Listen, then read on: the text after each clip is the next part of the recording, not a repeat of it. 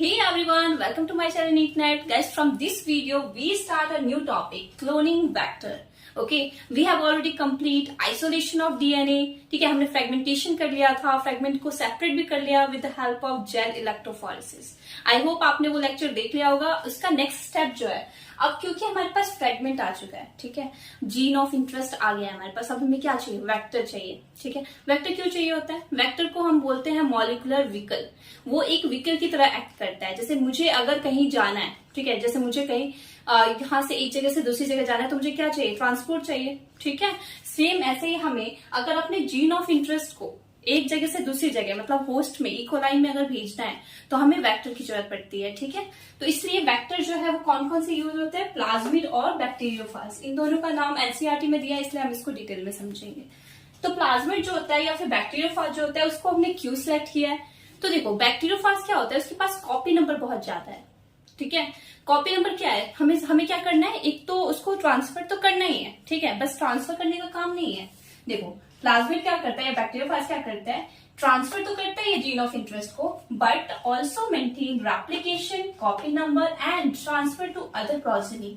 ठीक है, तो हमारा मेन मोटो क्या है, रिकॉम्बिनेंट डीएनए टेक्नोलॉजी हम पढ़ रहे हैं, तो हमें क्या करना है, रेप्लिकेशन करना है, उसको बहुत ज्यादा अमाउंट में बनाना है. ठीक है, एम्पलीफाई करना है. तो इसलिए जो प्लाज्मिड है वो क्या करेगा, यहाँ पे वो एक्ट करता है, एक तो वेक्टर तो है ही, ठीक है, और प्लस ये रेप्लिकेशन में मेंटेन भी करता है, और उसके बाद दूसरे प्रोजेनी में भी उसको ट्रांसफर करने में हेल्प करता है. आई होप आपको क्लियर होगा.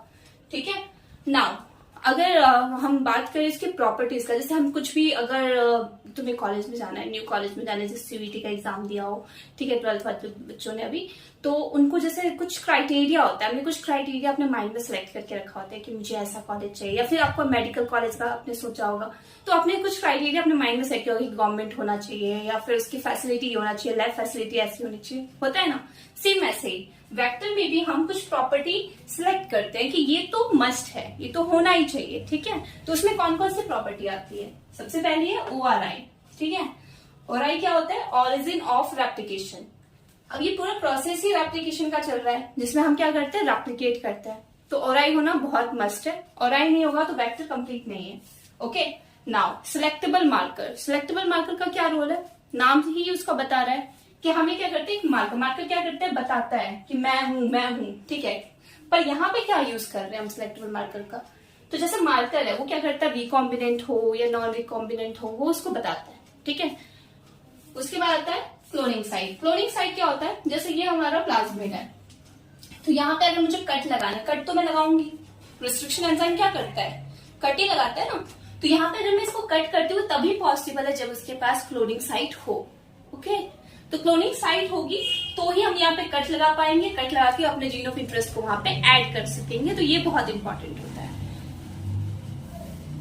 आई होप आपको ये क्लियर होगा. तो क्या क्या हो गया, ORI, selectable marker and cloning site. अब इसी को हम एक एक करके डिटेल में समझते हैं. ओके, तो हमने अभी तक ORI, selectable marker, cloning site के बारे में पढ़ा. ठीक है, एक और चीज याद रखना, जैसे क्लोनिंग साइट है, जैसे एक रिस्ट्रिक्शन एंजाइम के लिए एक क्लोनिंग साइट होगा. ठीक है, अगर एक रिस्ट्रिक्शन एंजाइम के पास मल्टीपल क्लोनिंग साइट होगा तो क्या सही नहीं है. उस टाइम में क्या होगा कि जैसे मैंने एक क्लोनिंग साइट दिया तो वहां पे मुझे फ्रेगमेंट करना होगा with the help of restriction enzyme. अगर मल्टीपल क्लोनिंग साइट होगा तो मल्टीपल जगह पे वो उसके फ्रेगमेंट्स लगेंगे. ठीक है, तो वो तो अच्छा नहीं है ना, फिर तो वो टूट ही जाएगा, ब्रेक ही हो जाएगा. तो इसलिए हमें याद रखना है कि एक रिस्ट्रिक्शन एंजाइम का क्लोनिंग साइट एक ही होना चाहिए.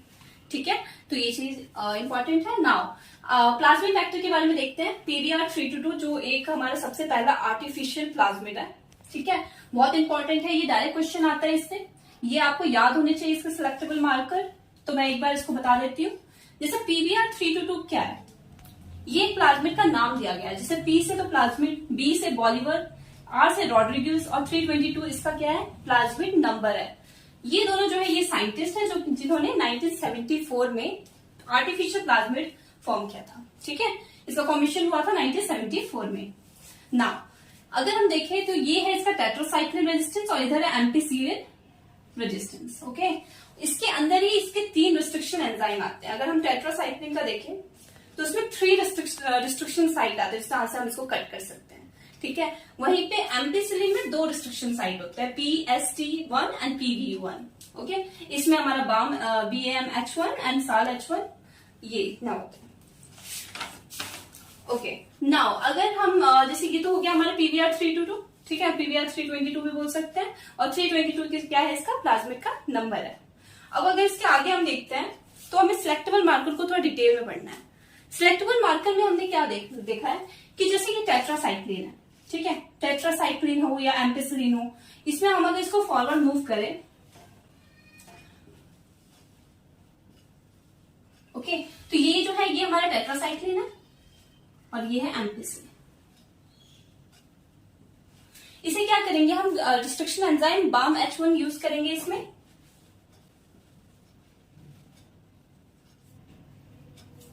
ओके, तो इसमें हमने क्या किया कि जैसे टेट्रासाइक्लिन BAMH1 हमने यूज किया है, किसका है BAMH1 यहाँ पे, टेट्रासाइक्लिन रेजिस्टेंस का, ठीक है, इसको हमने यूज किया। अब इसमें 2 कंडीशन हो सकता है, या तो कट लगेगा या कट नहीं लगेगा, मतलब क्लोनिंग साइट या तो उसकी होगी वहां पे या फिर क्लोनिंग साइट नहीं होगी। इसको हम फर्दर देखते हैं। ओके, तो हमने इसमें कौन सा वेक्टर लिया है, PVR322, जिसका हमने अभी डायग्राम बनाया था, ठीक है ना। हमें पता है कि PVR322 में इधर क्या है, हमारा टेट्रासाइक्लिन रेजिस्टेंस है और ये है हमारा एम्पिसिलिन रेजिस्टेंस, ठीक है।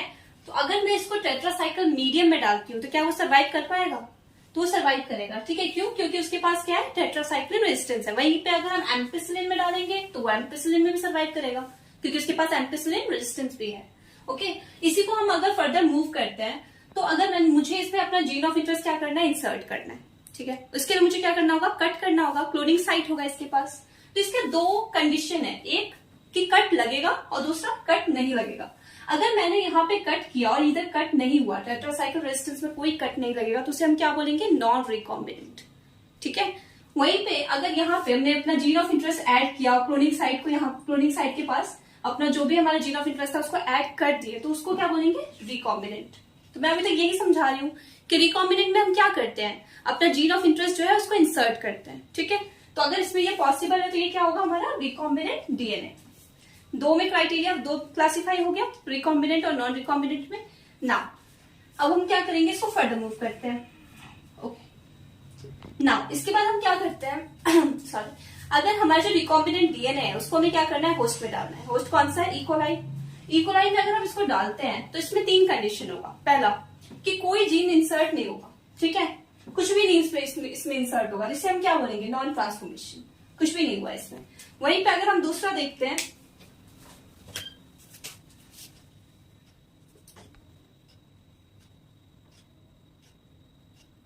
ठीक है, ये हमारा क्या है, नॉन ट्रांसफॉर्मेंट्स। और ये वाला जो है इसमें हमारा जिसमें कट नहीं लगा था वो वाला ऐड हुआ है, तो इसका मतलब ये क्या है, ये ट्रांसफॉर्मेंट तो हुआ लेकिन नॉन रिकॉम्बिनेंट के साथ।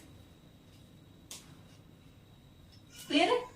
ये तीसरा वाला जो है जिसमें हमने क्लोनिंग साइट, जिसमें जीन ऑफ इंटरेस्ट अपना ऐड किया था, जो रिकॉम्बिनेंट डीएनए बना था, उसको वो इकोलाई होस्ट में इंसर्ट हुआ है, तो ये वाला हमारा कौन सा हुआ, ट्रांसफॉर्मेंट्स रिकॉम्बिनेंट डीएनए, ठीक है। ओके, अब आता है सिलेक्टेबल मार्कर का यूज। अब हमने क्या किया, एम्पिसिलिन डाला। अगर मैं एम्पिसिलिन डालती हूँ इस होस्ट में तो क्या वन सर्वाइव कर पाएगा वहां पे, इसके पास तो जीन ऑफ इंटरेस्ट ही नहीं है, कुछ भी नहीं है इसके पास, ना टेट्रासाइक्लिन रेजिस्टेंस है ना एम्पिसिलिन रेजिस्टेंस है, तो वन जो है वो वहां पे सर्वाइव नहीं कर पाएगा अगर मैं एम्पिसिलिन एंटीबायोटिक डालती हूँ। वहीं पे अगर हम 2 और 3 देखें तो 2 और 3 वहां पे सर्वाइव कर सकते हैं। क्यों, क्योंकि इसके पास भी एम्पिसिलिन है, इसके पास भी एम्पिसिलिन रेजिस्टेंस है, ठीक है, दोनों के पास है। ओके, नाउ अभी भी ये क्लासिफाई नहीं हुआ, अभी भी हम रिकॉम्बिनेंट और नॉन रिकॉम्बिनेंट में दोनों में चूज करना है हमें। तो अब हम एक और सिलेक्टेबल मार्कर यूज करेंगे, टेट्रासाइक्लिन, ठीक है। अगर मैं टेट्रासाइक्लिन यूज करती हूँ, आपने देखा होगा कि यहाँ पे जब हम BAMH साइट हम यूज कर रहे थे, कौन से साइट पे हमने इसको कट लगाया,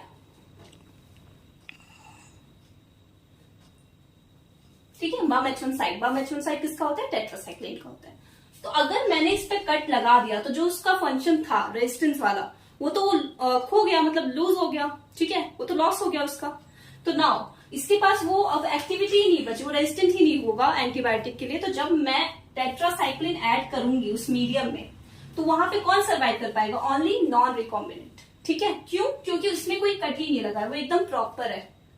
तो यहाँ पे हमारा बस जो नॉन रिकॉम्बिनेंट है वो सर्वाइव कर पाएगा।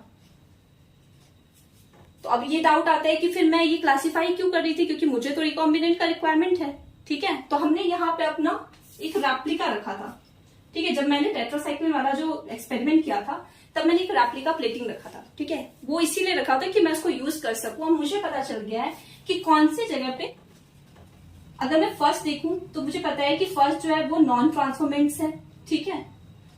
सेकेंड जो है वो नॉन रिकॉम्बिनेंट है और थर्ड जो है वो रिकॉम्बिनेंट है।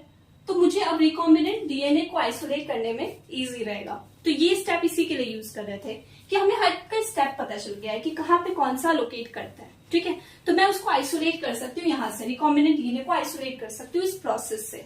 पर ये प्रोसेस जो है ना ये बहुत लेंथी है, ठीक है, प्लस कॉम्प्लिकेटेड है और बहुत सारे स्टेप्स भी है। तो इसको हमें इजी करने के लिए एक और मेथड यूज किया गया, इंसर्शनल इनएक्टिवेशन, जिसको मैं कल अच्छे से आपको डिटेल में बताऊंगी। Thank you.